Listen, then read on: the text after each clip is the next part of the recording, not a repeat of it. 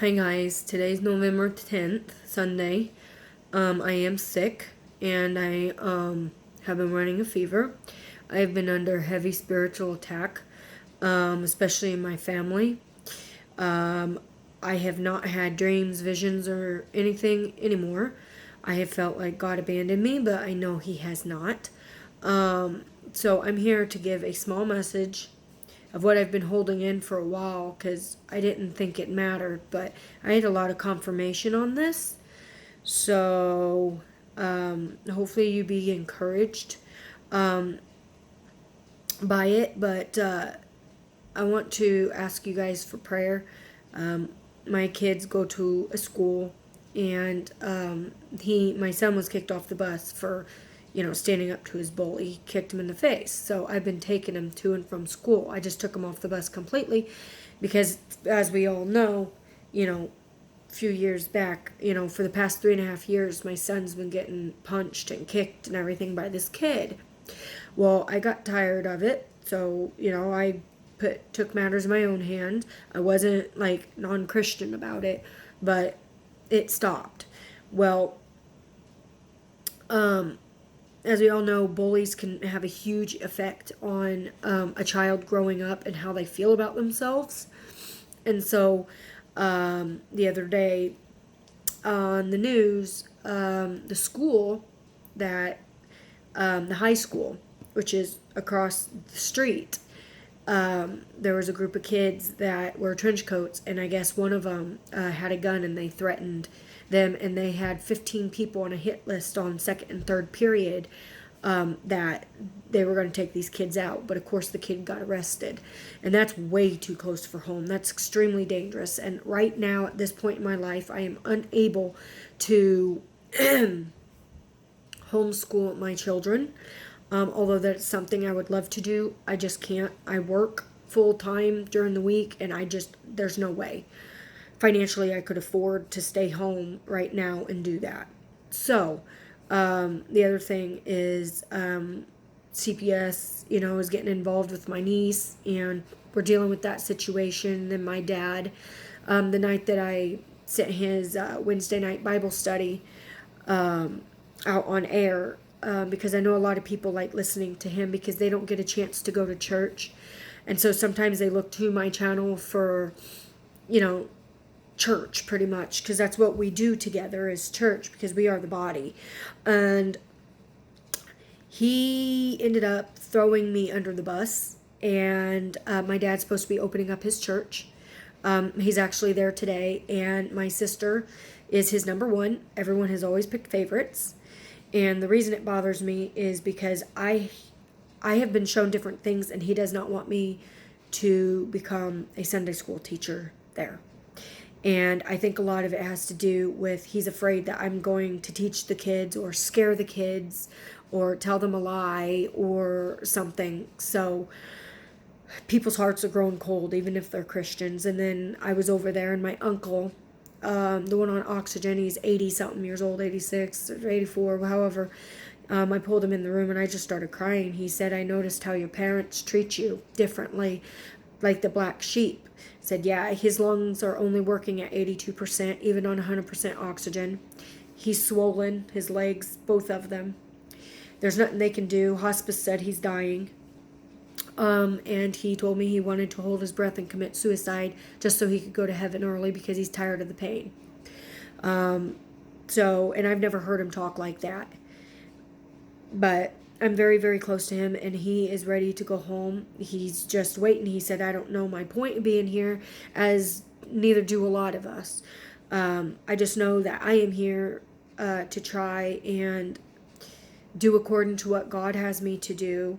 We need to be there to lift one another up in prayer, to listen to each other's cries and calls and pleads, and just listen to each other, even if it's just for a Bible study, even if it's for something simple as saying I love you. So that's basically what I wanted to say about prayer-wise, if you guys could. Now, I did have I don't know if it was so much a dream or a vision, but I laid down, and here lately, I don't know if anybody else has been having this problem, but I can't sleep. And when I do sleep, I feel completely rested in the morning, and I'm getting up an hour before my alarm goes off, and I'm falling asleep praying, and I'm waking up praying like every single day. And it's something like, it's new to me, because it's usually when I pray I can fall asleep and I'm relaxed, but here lately I've been praying like for hours. And it's like, I don't know if it's I'm trying to get the spirit or what, but I can't sleep without praying. And before I, step my feet on the floor, I pray, because you're supposed to start your day with prayer, end your day with prayer, and have a relationship in between the day with God. Well, I ended up having, I had this, I saw Trump's head and a yellow snake, like going in this way, out this way, and as it came back out like this, okay, it was yellow, and as it came out, it turned like, its whole body was yellow, and as it was coming out, it turned black or charcoal, and it was just weird. And then it switched scenes, and I saw a church that was white, and there was a bunch of people that were standing outside, and there was a guy that hurried open the door and was yanking people inside and shut the door, and then was pushing people back, and he would only let 5 in at a time, and then he'd shut the door. Well, he did that until there was only one person left, and he kept knocking and knocking and knocking and knocking, and he wouldn't open. So he was left out in the cold. Okay, and it was like wintry type. It was cold outside, you could see your breath, and then I woke up, or I don't know, like I said, if it was a dream or a vision or whatnot, but it was really real. And I know that, you want to have your lamps lit, and you want your oil to be full in your lamps, and you don't want to be like the 5 unwise, not watching and waiting for, Jesus, because I know that the door is about to close, and on November 8th was actually a day that the ark closed, and today's the 10th, so tomorrow's the 11th, which is Veterans Day, and it's also the Mercury Transit day, which is when Mercury passes in front of the sun, which is crazy that it's on 11/11. 11/11 we know means judgment and open door. And then we also have the torrid meteor showers, and they're talking about fireballs this week, all the way being able to seen across the U.S. and in Colorado. 11/11 is also on the Enoch calendar, 9/11, and we know what happened on 9/11.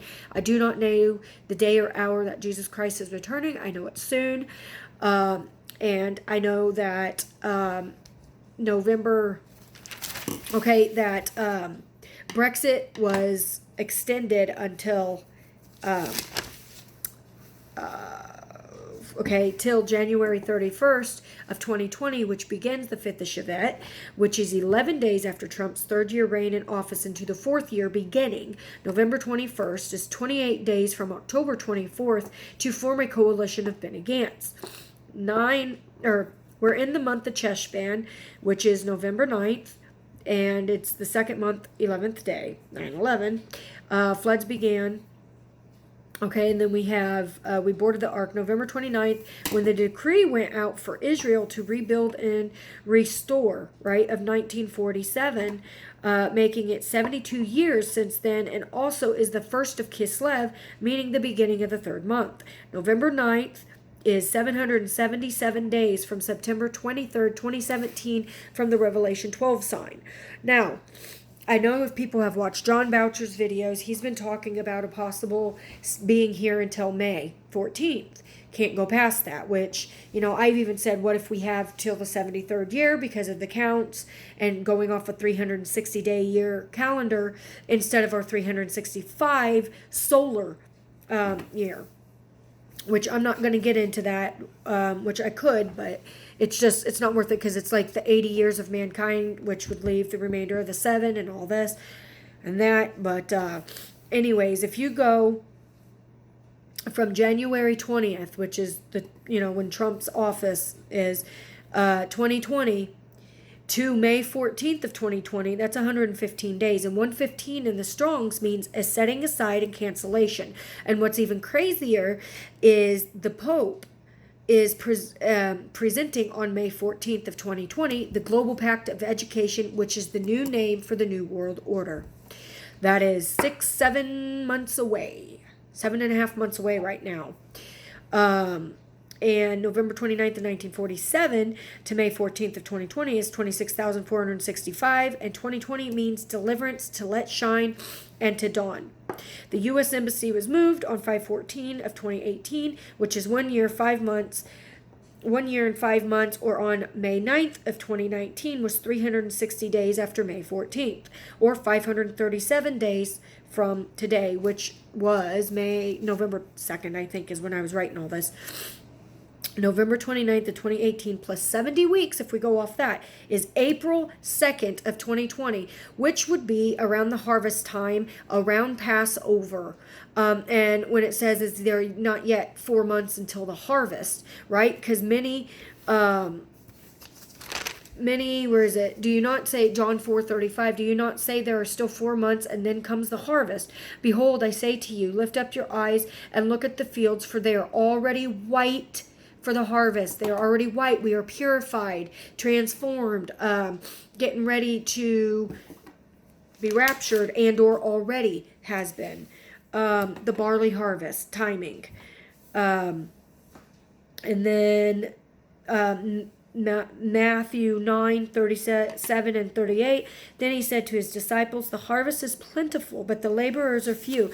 Therefore pray the Lord of the harvest to send out laborers into his harvest. And his harvest is the barley time, okay, which is springtime, the springing up out of the grave, right? And we know that fall means the fall of mankind. And I have been led the word death, and